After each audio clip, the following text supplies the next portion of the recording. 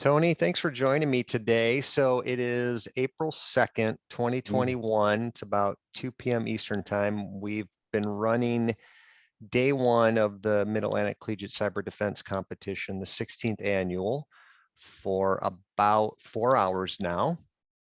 And I asked you to come on and sort of just talk informally a little bit because I think your story is interesting, and I want people to sort of hear your path and your journey and your connection with the Mid-Atlantic Collegiate Cyber Defense Competition, and also just sort of some of the work you're currently doing. So thanks for joining me. Appreciate it. Absolutely, Casey. Thanks for inviting me. This will be a blast.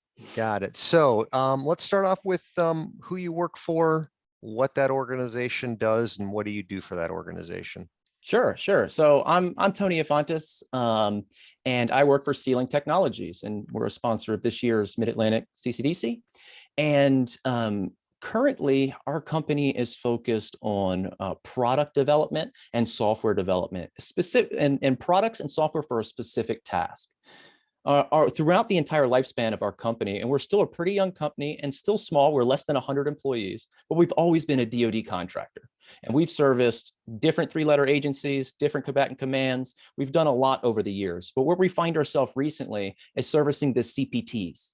The CPTs are the cyber protection teams that go out and perform the incident response on DoD networks and external networks if assistance is needed. Throughout the United States, as well as the globe, throughout our remote bases as well.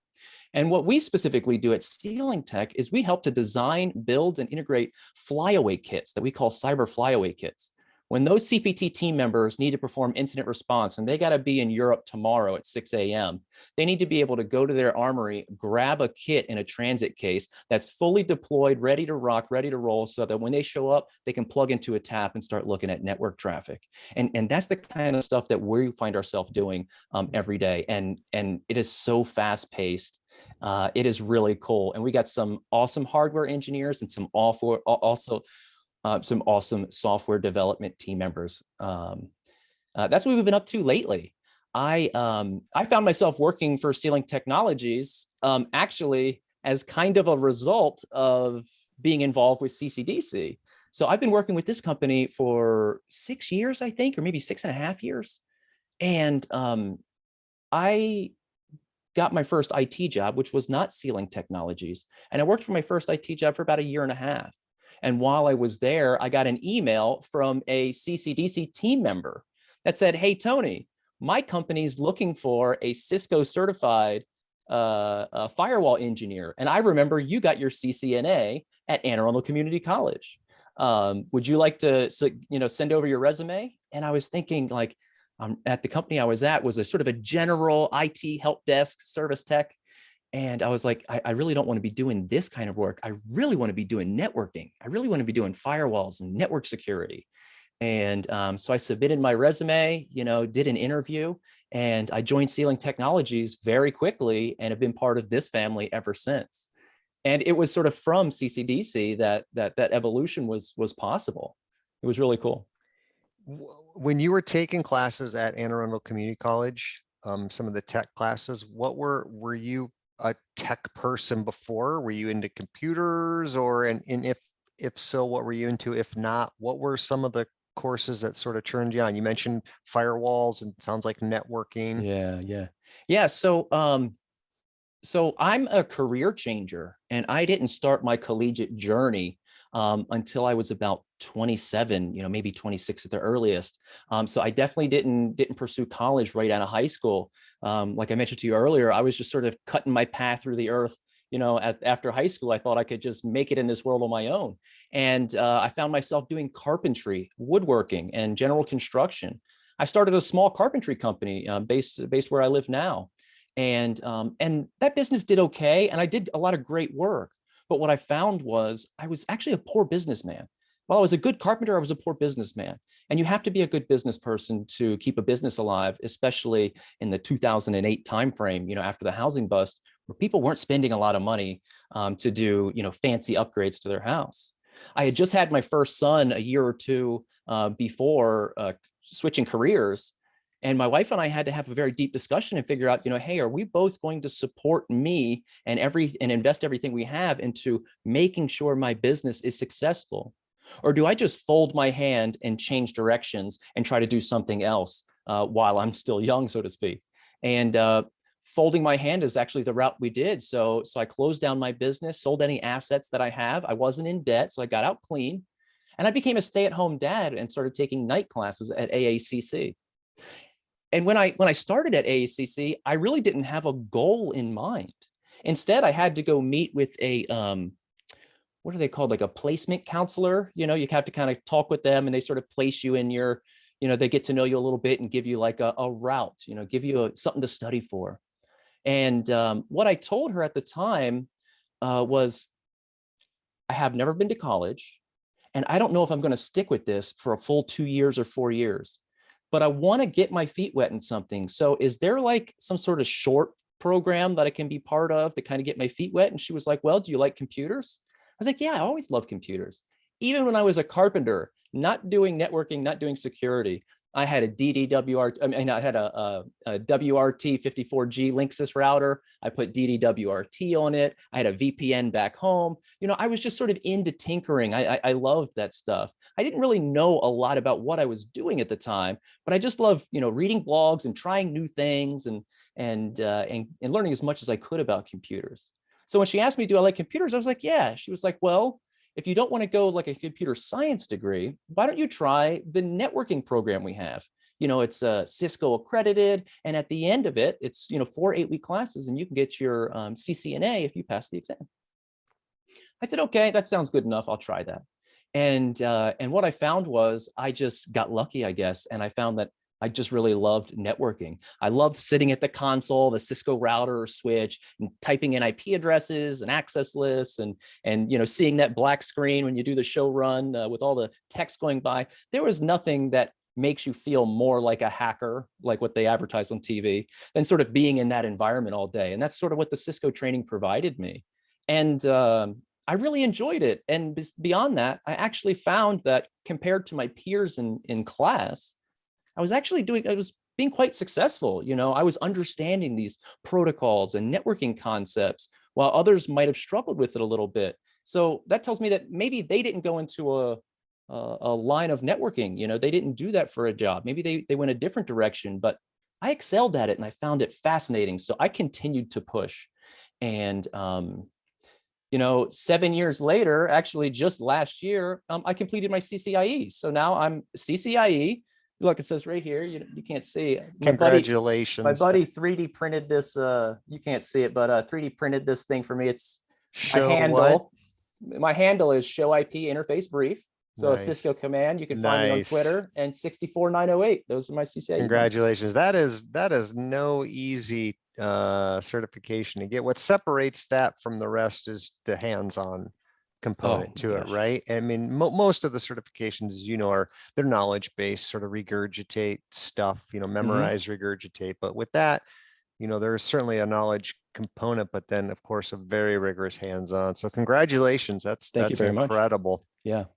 Yeah. It was a long journey. I could speak for hours just on that topic, and I won't bore you with that. But so after I achieved my CCIE, my CCNA, while I was at AACC, and while I was there, people would come into the classroom and be like, "Hey, would you like to join the cybersecurity club?"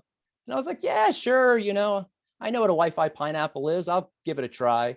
And I just started hanging out there, and it was from that group that they started developing a CCDC team outside of the cybersecurity club. And said, we need a couple of good Linux people, a couple of good Windows people, sort of break up the knowledge domains. And within that group of people who were interested, they were like, and we need a networking and firewall person. And everyone just sort of like turned around and looked at me. And they're like, you have your CCNA. I'm like, okay, I'll do it, and I just absolutely loved it. And once I got involved with CCDC, once I started playing and participating like the people are doing today for you, I got addicted to the adrenaline rush of incident response. It is such a fast-paced environment. It's a highly stressful thing. and I absolutely loved it. So I tried to study as much as I could to make sure I would excel at that, and help and support my team when we played for 2 years over there at Johns Hopkins. So it was a lot of fun. Do you remember? I'm sure you do. What were you competed a couple years, if I Yeah. recall correctly. What were the firewalls that you were given, right? So Yep. just real quick, for those that don't know, the Collegiate Cyber Defense Competition is an inherit and defend competition. So the blue teams are student teams, which are undergrad and grad students from 2 and 4 year schools in the Mid-Atlantic region. They inherit these systems, both on-prem and virtual assets. This year and last year's events have been all virtual for obvious reasons with the pandemic. So you inherited a firewall system. It was configured, it was up and running. Do you remember what that Yep. system was running? Talk a little Yep. bit about that. Yeah, absolutely. I do. So the first year was, Cisco ASA at the boundary, Cisco ASA 5505. And actually, because of that CCDC event, and because of preparing for it, I went and bought my own Cisco ASA 5505, off of eBay or Amazon, whatever it was at the time. I still have it. It's on my shelf of networking relics over there. But yeah, it was a Cisco ASA 5505 physical firewall. And that was connected to an ESXi server in the center of everybody's tables. And at the Johns Hopkins Applied Physics Lab, this is how it was sort of laid out. And all the laptops were connected to a management switch connected to the ESXi server. And that's how we accessed our VMs. And so it was all done virtually. And that year, you guys had designed the room in half.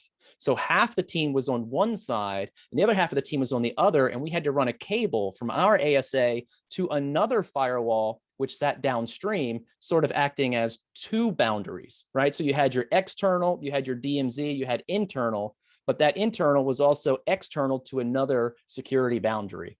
And that was quite challenging for inexperienced folks. It really was. The year after that, I think you guys used pfSense at the boundary, one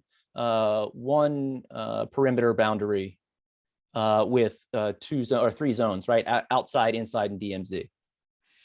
Being a firewall guy, at least cutting your teeth and really having a passion for the networking stuff, the one thing that stands out, this is the 16th year we've run this now. So as long as the CCDC's been around, we've run the Mid-Atlantic region every single year. By and large, the one piece of software device that teams struggle with managing year in and year out, going back to 2006, is the firewalls. I mean, we had one year we gave them a choice. Do you want a Cisco, this was 2008 or something, you want Cisco PICs or IP tables on some Linux distribution, right? And there's 9 teams and they all picked, and essentially by 3 or 4 hours into day one, we had to effectively take away those privileges because they sort of, nobody could do anything. They had borked their firewalls, so there's no sort of red team attacking, and so it's fascinating in today's age, right? Casey, I want to share a funny story, if I can, about the firewall. So this is one of the things that makes CCDC so great. It was just a lot of fun. All the preparation and all the hard work you do for it it's all worth it because you take that away forever. Some of the things, the concepts that I learned and studied for in preparation for CCDC, I still have notes from back then. And I still remember staying up late studying those components. But some of the other things that you guys don't get isn't advertised as like the memories and stories we get to take away. I wanted to share one with you. When I played, I even went and dug up some like old swag that I have. Look, I got these, oh, you can't see them, some old badges. Nice. Yeah, I got old badges. Nice. I got old books. I got these old the books. brochures or whatever, the visitors I got packets. the challenge coins. Challenge coins. Challenge coins. Nice. But so back then it must have been 2000 and it was the 10th one. So 2015, 2016 range. That's when I played. Tim Rosenberg was sort of the organizer and the guy running the show for the event. And he had been for years prior as well. And anyone who participated back then, who's around my age, knows that Tim is a very unique person. And especially because I think he was also a professor, a college professor somewhere. And so when he was talking to us as the participants in this event and college students, he turned on this like extra personality. And when he designed and would talk about this game and what kind of experiences you were going to have, he would tell you some rules about the environment and about the thing. And some of those rules were to be taken literally, and some were to be interpreted very vague. And he wouldn't tell you which is which. And one of those things he said, hey, look, the red team is very sneaky. In years prior, we've seen them, at night sneak in and put key loggers under keyboards and plant Wi-Fi pineapples at the tables and all kinds of physical things to your team stuff. So listen, don't ever let anyone touch your equipment unless you approve them, okay? And if anyone is caught down in the pit without wearing one of their event badges, you need to call security and have them arrested. And security for the building were volunteers that were participating as part of the event. They were pseudo security, not real physical security for the building. And it was day one. After about 4 hours, we were eating lunch at the tables, from the Chick-fil-A across the street. We sent a runner to get Chick-fil-A. You know what I'm talking about. And we're sitting there eating lunch, and we were just getting hammered for the first quarter of the event, the first 4 hours of day one. And we're sitting there eating, and we see Tim walking around, and he's got a laptop under one arm, and he's carrying a spooled up, like I have one here on my desk, Cisco console cable in the other hand. And sure enough, he's walking through the pit, and he goes right over to our table, and he sits down, opens his laptop, and I'm like, what's he doing? Isn't that Tim? And our table was a little far away. I mean, you can still see it clearly. It's a little far away, so I couldn't see what he was doing. And sure enough, he connects that console cable to his laptop, one side to the laptop and the other side to the Cisco ASA. And he begins to, open PuTTY or some sort of terminal and console in. And I'm like, wait a second, he didn't ask us to do that. And I checked from another angle, and I realized he wasn't wearing a badge either. So I promptly stood up, no one from my team knew I was going to do that. I stood up and I pointed and I said, he doesn't have his badge on. And all the other teams are looking at me and they're like, what is this guy yelling about? I said, he doesn't have his badge on, arrest him. And like the security people were like looking at me, and then they're looking at him and they're like, okay. And so they walk down there and they say, sir, can I have your badge? And he's like, I don't have my badge. And they're like, turn around, and they simulate putting them in handcuffs.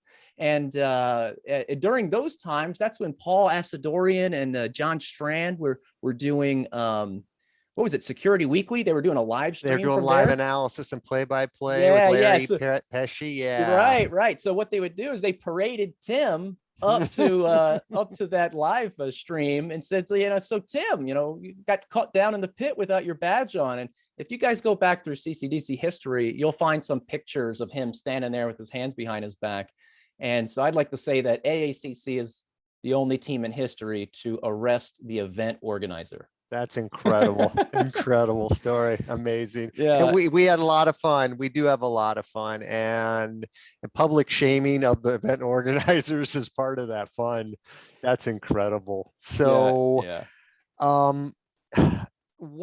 what sorts of things would you tell?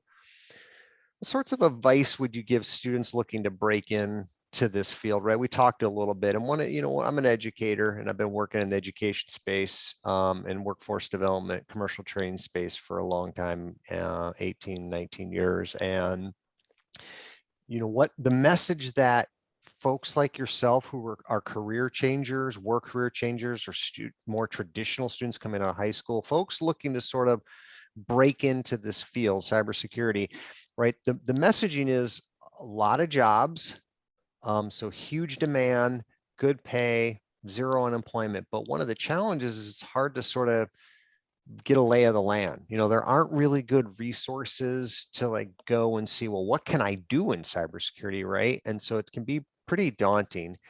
And your path is, I don't think it's really, I don't mean to, I was going to say it's not that, it's not that uncommon. I don't mean to imply that it's, it's interesting, and it certainly isn't a traditional path, but there, half of the students in this country do things like you've done, right? So, what sorts of advice would you give them to break in, right? To get in? That's a good question. Oh gosh, it kind of goes back to something that like I was demoing for some of the students who joined the job fair yesterday during the job fair, which was I was showing off some of the cool stuff I have at my home lab here. I have a full sim here. I'm collecting syslog data, net flow. I'm displaying that on dashboards. I'm enriching that data with geolocation. I have full PCAP. I can do a lot here.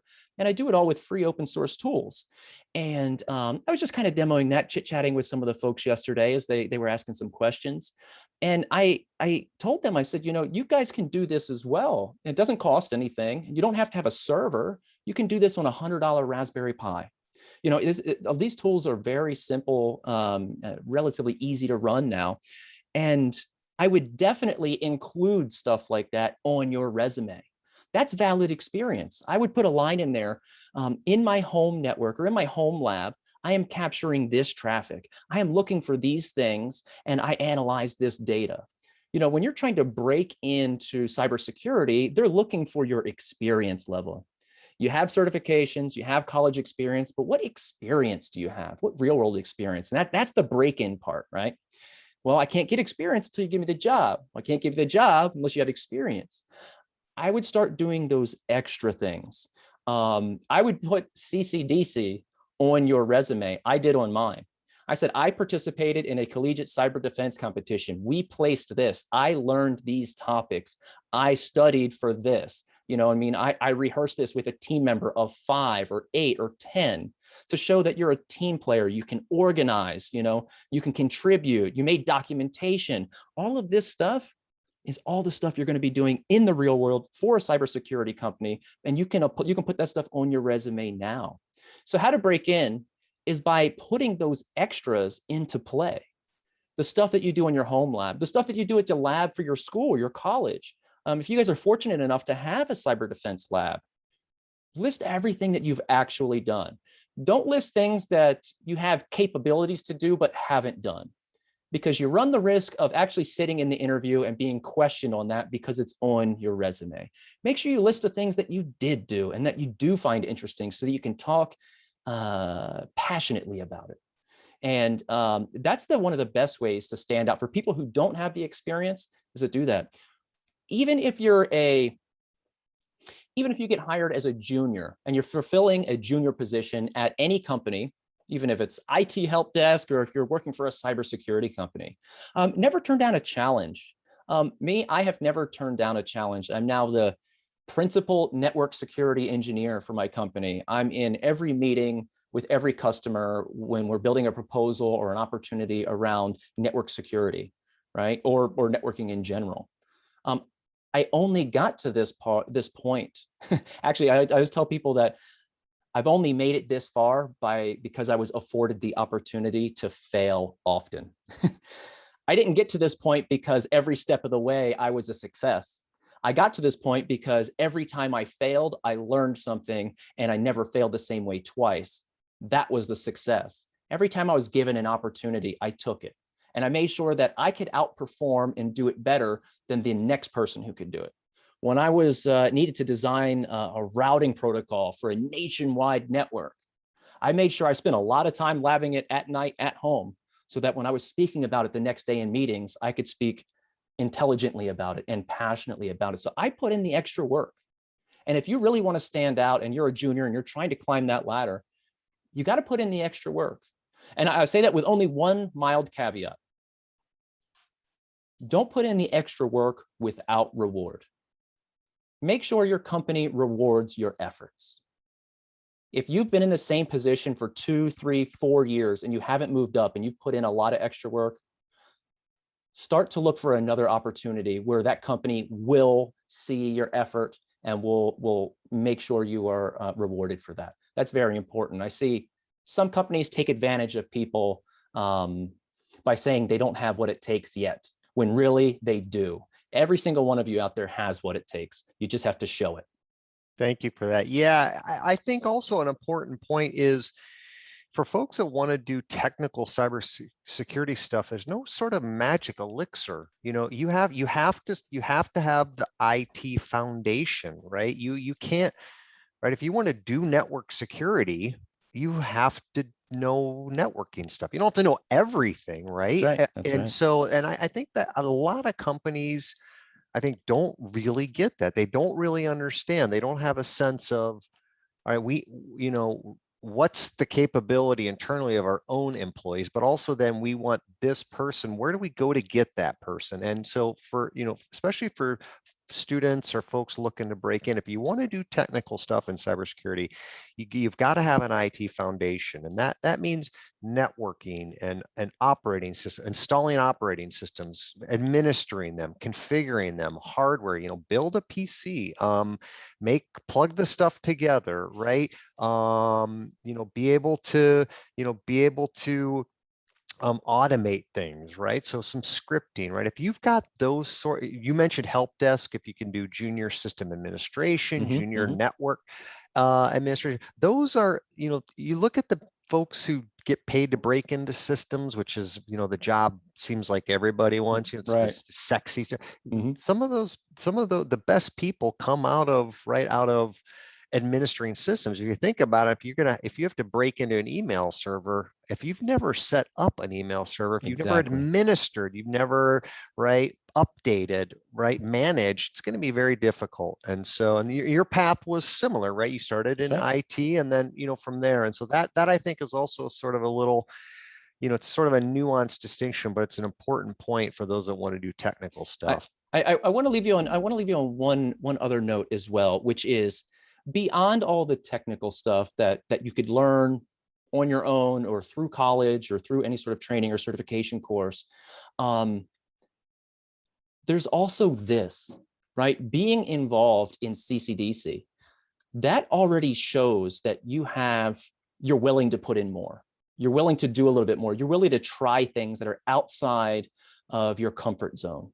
I had told this to a couple of candidates yesterday when they popped into our breakout room, that if I was sitting in a conference room and I had 12 candidates on the other side, and 6 of those candidates participated in CCDC and 6 of them didn't, I would be more inclined to address my focus. I mean, of course, we have to evaluate them all evenly, but I know what going through CCDC is like. It's not just this event.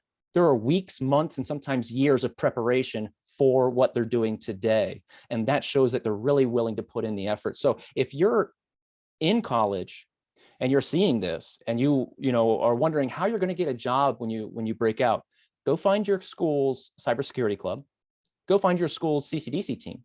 If you like robotics, go find your school's robotics team. Go be involved in those, because when I started out, I had no experience and I had to give a real resume. So how do I put things on a real resume? Cybersecurity club, here's the things that I did. CCDC team, here's the things that I did. Right? That's real experience you get to put on there. That's real valuable stuff. Yeah, absolutely. You have to get involved. So the human networking aspect is the final thing. I got to where I am working for the company that I work for because a fellow teammate who I participated with in CCDC worked here and said, I remember that Cisco guy. You need someone Cisco? I remember that Cisco guy. I'll ask Tony. That's me. So she requested and I got hired in. Awesome. So build that network around the people who are your teammates. And that becomes so important. One of you will get hired at your dream job. Some of you won't yet. You will, but not yet. And so all of your team members, you get to reach down and pull each other back up and say, hey, my company's got an opening for a Windows admin. I'm going to go call that Windows admin team member who was on my CCDC team because they rocked and I know they put in the extra effort. Right. And that's how you get to sort of, get that easy hand in this industry. So human networking is a huge aspect of it. You can only get so far, I think, if you're just sitting in your bedroom studying alone. You got to get out and know people. You got to get out and talk to people. And this event is one of the best ways because this is some of the cream of the crop participate here. It's a great point to end on. So first off, thanks for your time. Thanks for sharing your journey. It's really interesting. and your passion clearly comes through, and also just sharing some tips. I think they're really valuable, your points. And also thank you to Sealing Technologies. It's the first year that your organization has sponsored the Mid-Atlantic CCDC. We hope to have you back, and hopefully here's to a long, prosperous relationship for both of us, huh? I hope so as well. Thank you. Thank you. Good Yeah, talking to you. Take you as care. well. See ya.